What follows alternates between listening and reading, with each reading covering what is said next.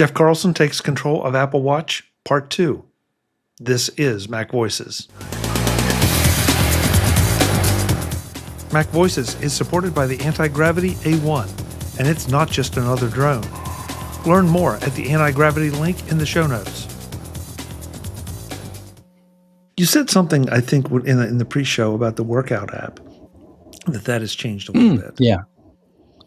Yeah, and like functionally, I think it mostly works the same, but it looks a lot different. And this is the kind of thing, like especially where having a book or a guide helps, because there are some things about it, you know, it looks different when you're scrolling between workouts.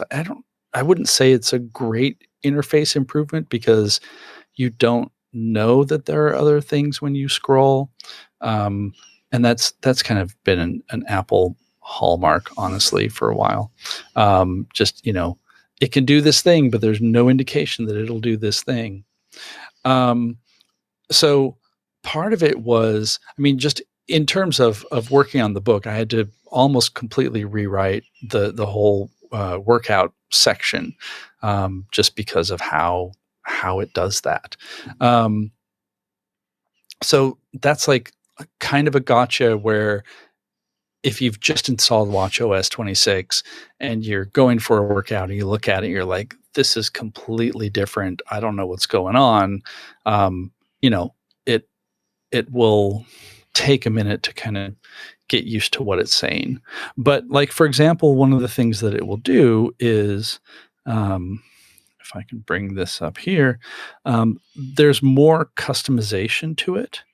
So there is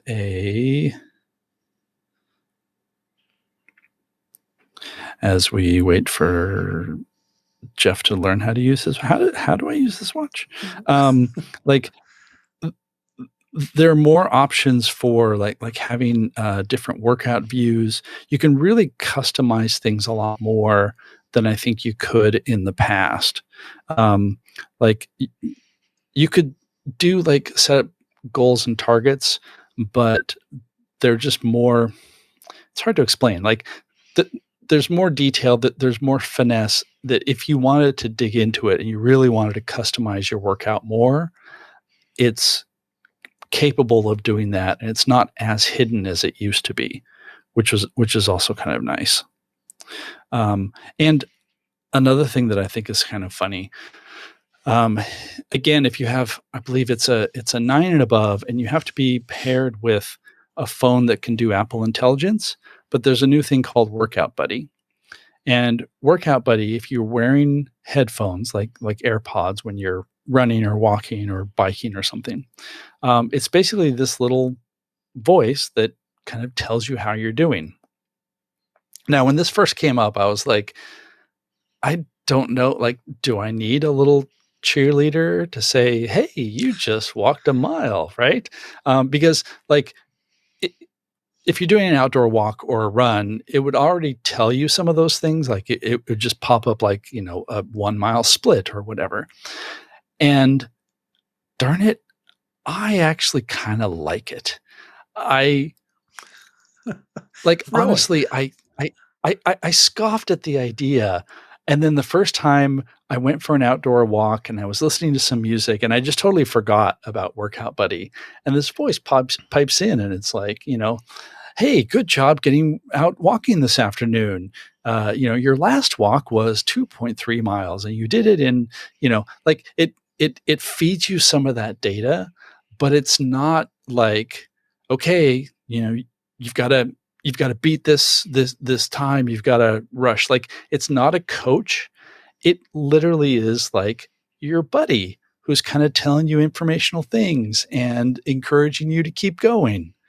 And it sounds sort of silly.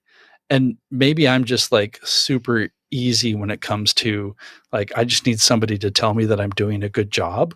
But I find it was like not super intrusive, a little bit helpful, and it was actually really nice. Like, you wrap up your workout and it just gives you a little summary, so you don't have to like look into it or dig into the data. And it's it'll say something like, you just completed a 1.3 mile walk and it took you 18 minutes, and have a great rest of your evening. Like, it's conversational, it's friendly, and I don't know, I was surprised because I was completely ready to just ignore it or scoff at it. It did.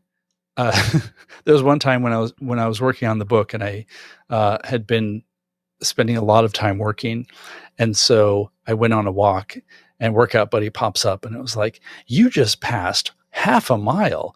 Your longest walk in the last month was like a third of a mile." And I was like, "Oh, right. Yeah, I've been sitting too much. Thanks for reminding me of that." But you know what I mean? Like again, a little something that, is it super helpful? Kind of. Is it going to annoy people? Well, you can totally turn it off, or you can turn off the voice, and it'll just basically write out the transcription of what it would say on the watch if you don't want to have the voice in your head. Like those kind of little things, again, add up, and it makes me feel better about going out for a walk. So yeah, success. Crazy. Maybe crazy, maybe not. I mean, I think I'm hearing sort of a thread here in this conversation that one of the things that Apple Watch does, and I'm going to say it that way because we're talking about the combination of the hardware and the software, is it puts this information in front of you. If you don't want it, you can turn it off. But the sleep score thing. I mean, every morning I get a sleep score, and the disturbing ones are when they're in the negative numbers.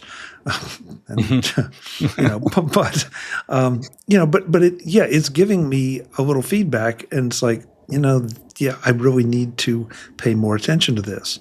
Same thing with the Workout Buddy. Same thing with the health, all the other health aspects that we talked about. It's putting the information up in front of you, and in maybe a non-threatening way. Maybe it's, some people take it as a nag. Maybe some people, just want to turn it off because they don't want the information. Fine, turn it off. Yeah.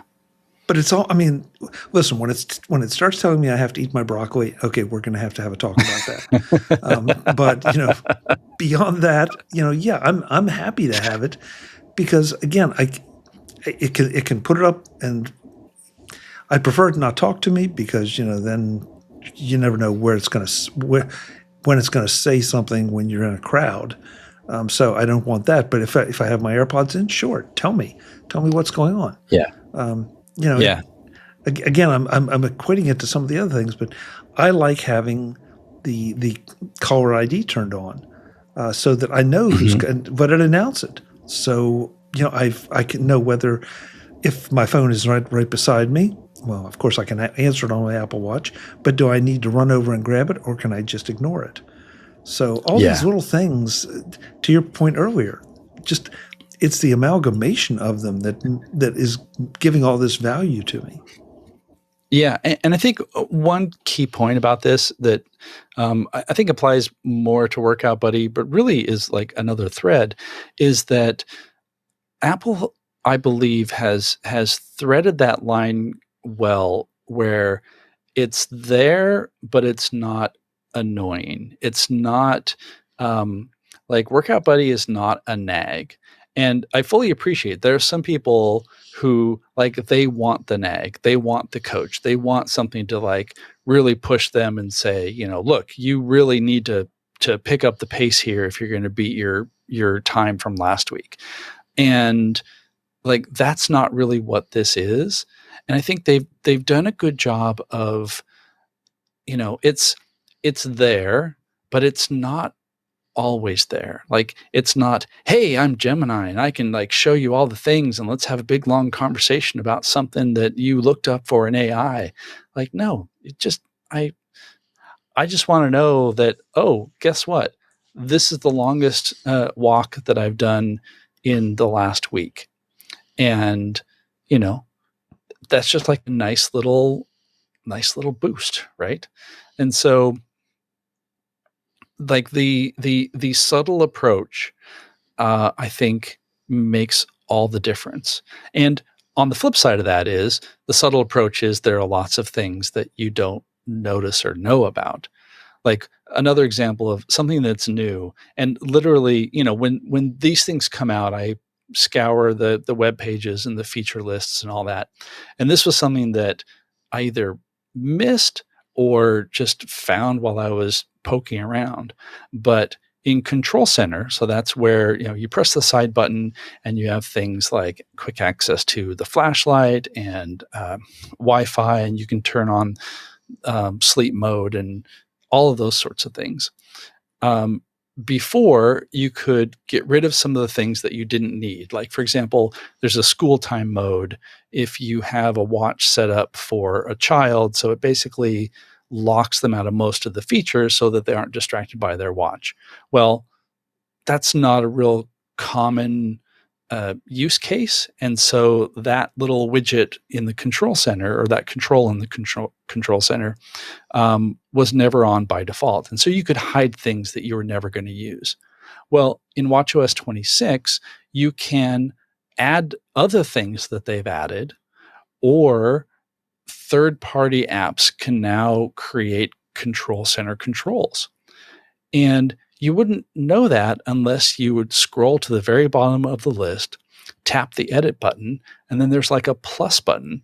And that opens up to, like, here are these other controls that I didn't know were even possible. Like, I think there are a few like other accessibility specific controls that you might want to have just right there in Control Center, or maybe an app that you use a lot has, like, they've created a control that makes it really handy and make a nice shortcut for accessing that, rather than, say, having it as a complication.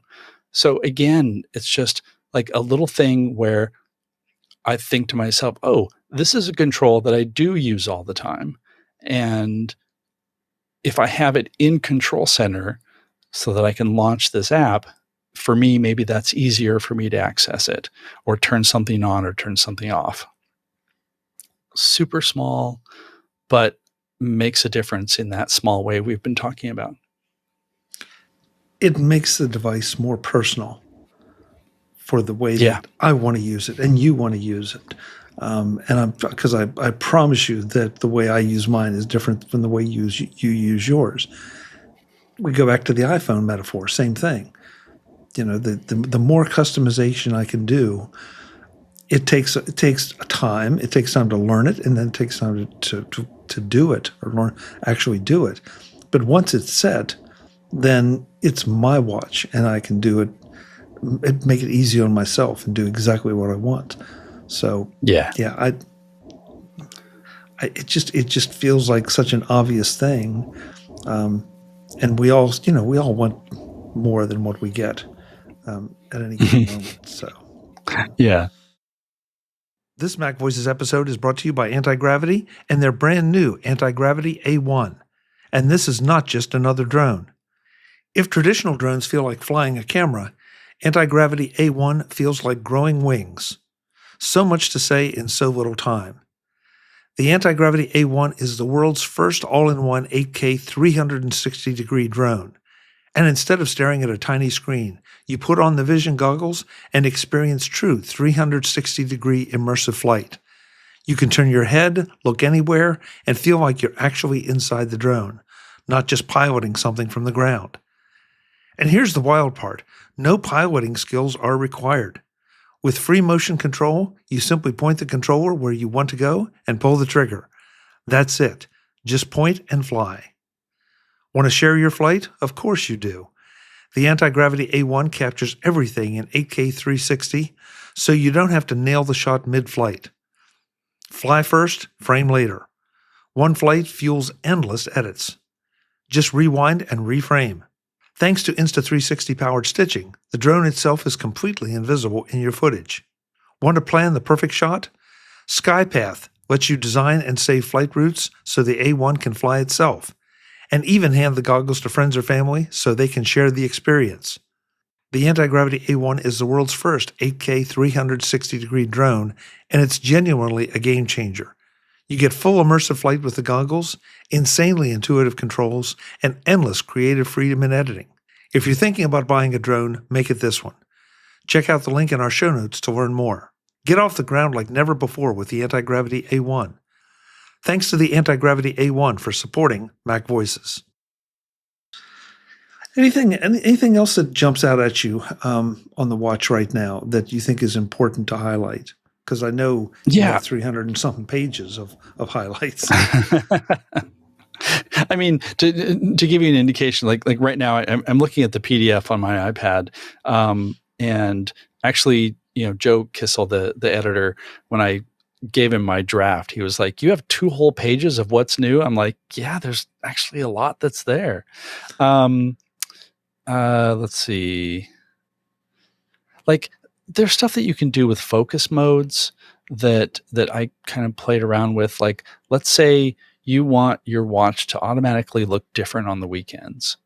Like maybe during the week, you want to have something where you have complications that will show you what your next meeting is, and maybe, I don't know, like other just kind of businessy kind of things, right? And then on the weekend, you don't necessarily want to see what your next appointment is because it's the weekend, and maybe you want to see more of when the sunrise and the sunset, or the weather conditions, or you just want to see like a completely different face, like just to get into a different mode.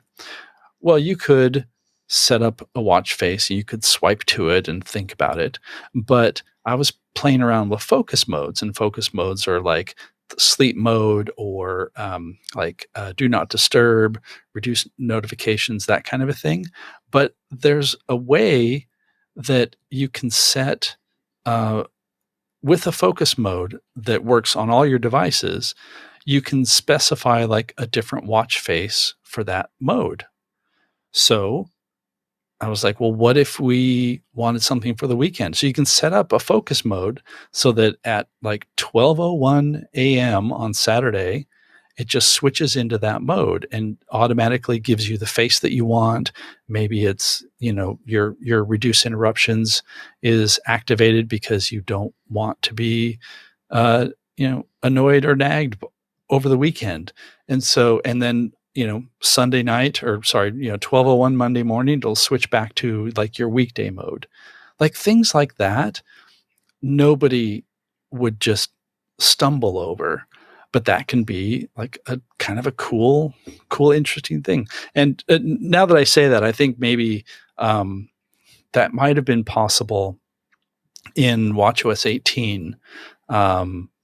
So that doesn't quite fit into what's new here, but it's new in the book, and I think it's just kind of a underutilized capability. Let me see what else. Oh yeah, there's a little thing called Smart Stack Hints, which is, so the Smart Stack will pop up things based on the context. So like what music is playing, or if it's raining, like maybe it'll show you the weather forecast for the next few hours.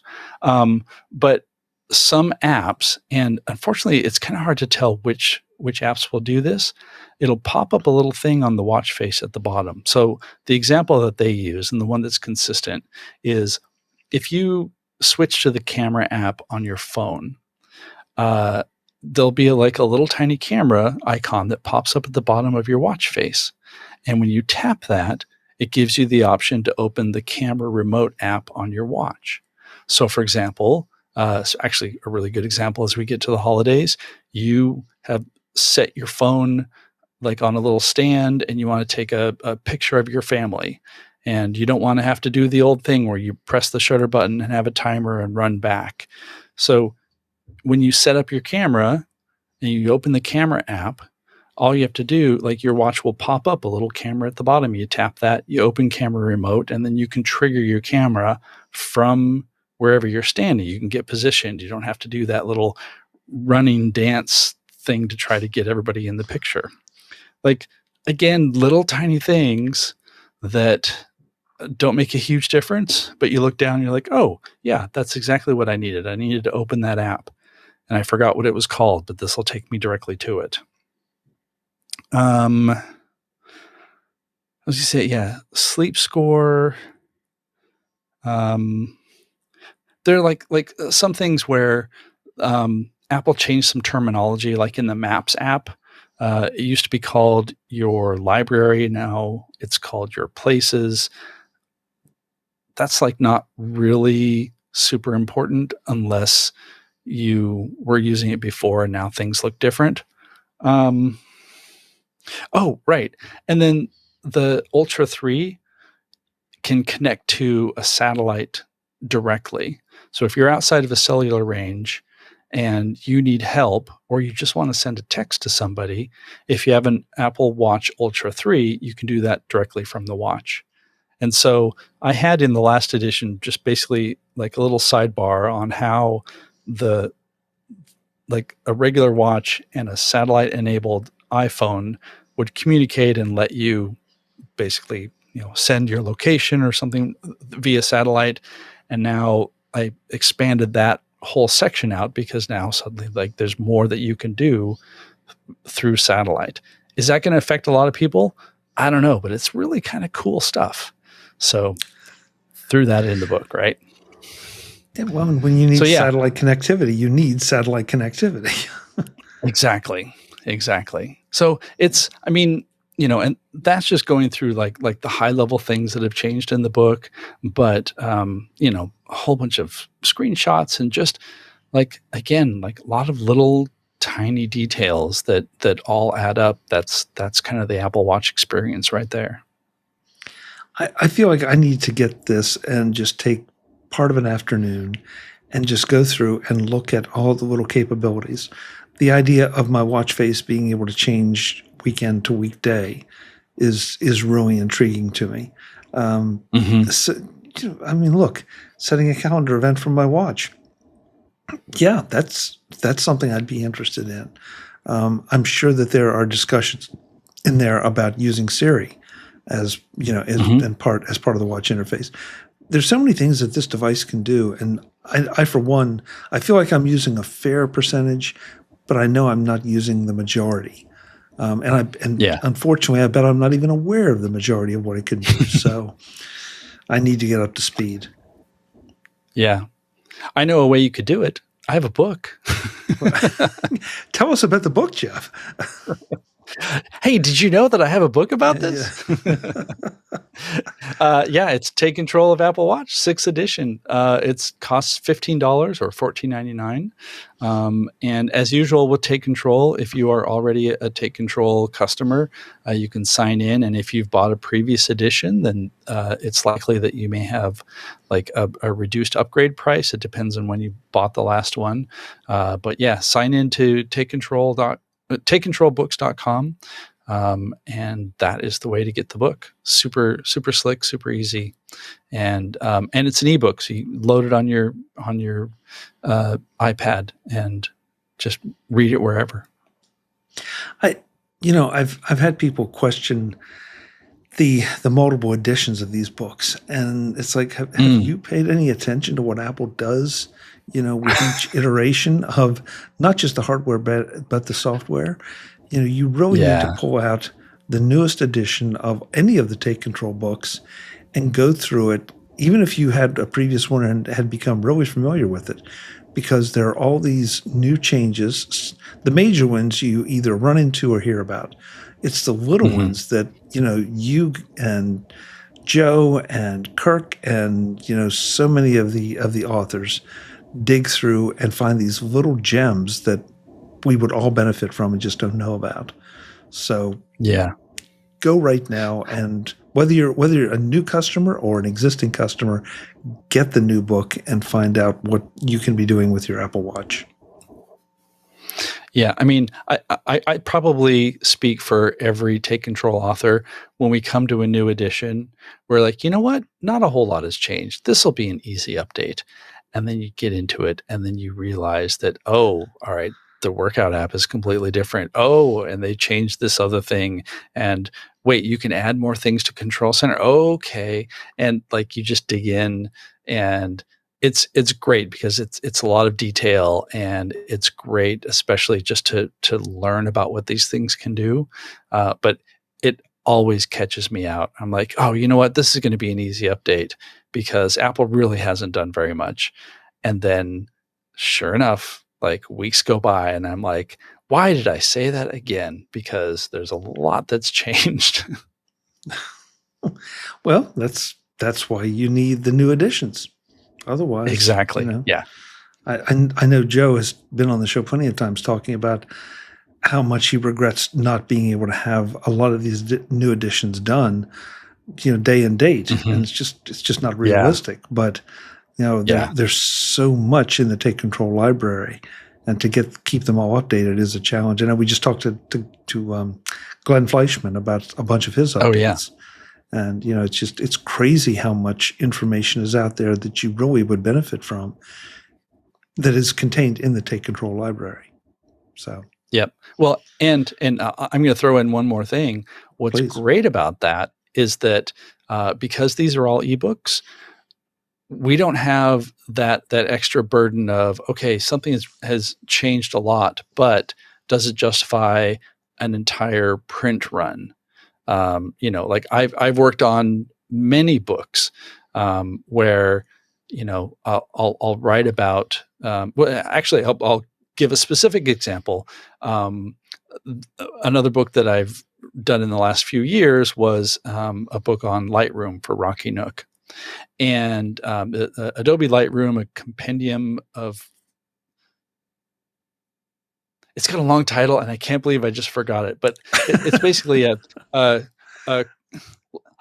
Adobe Lightroom course and compendium.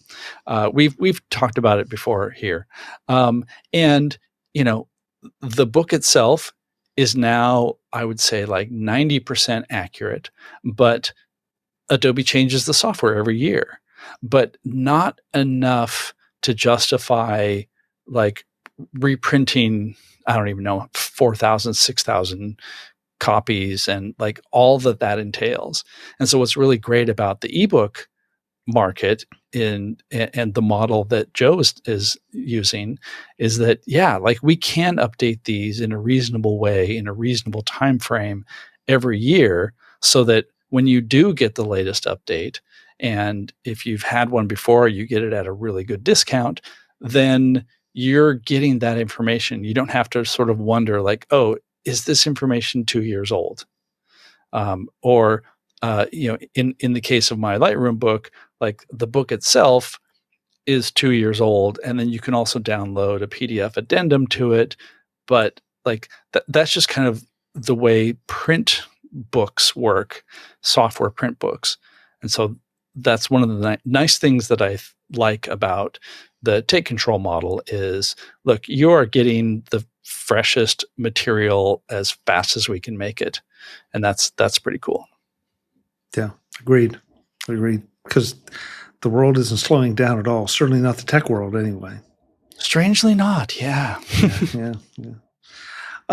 Jeff, before you go, let folks know where else they can find information on all your other projects, because you're involved in a lot of different things outside of Take Control.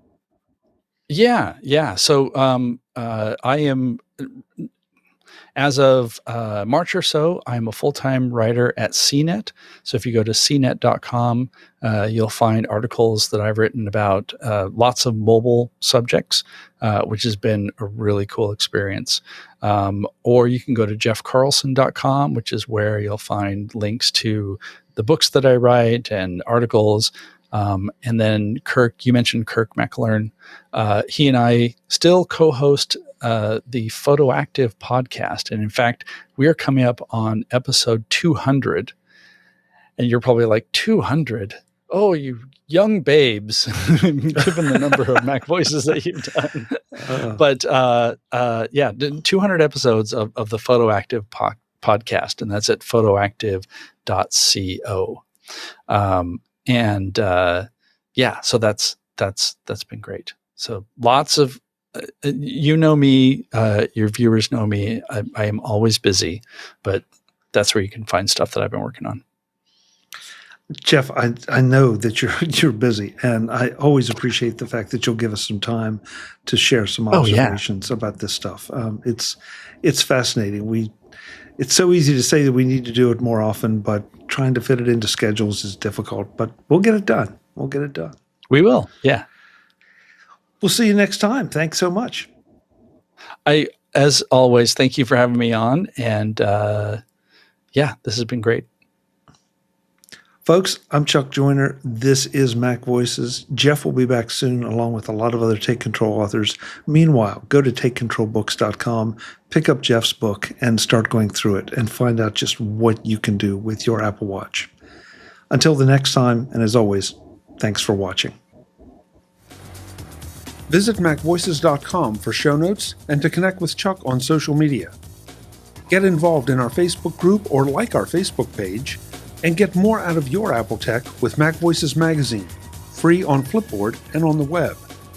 And if you find value in it all, consider supporting us through either our Patreon campaign at patreon.com/MacVoices, or by making a one-time donation via the PayPal link on our front page and in the show notes of each episode. You will join these fine people who help bring you Mac Voices.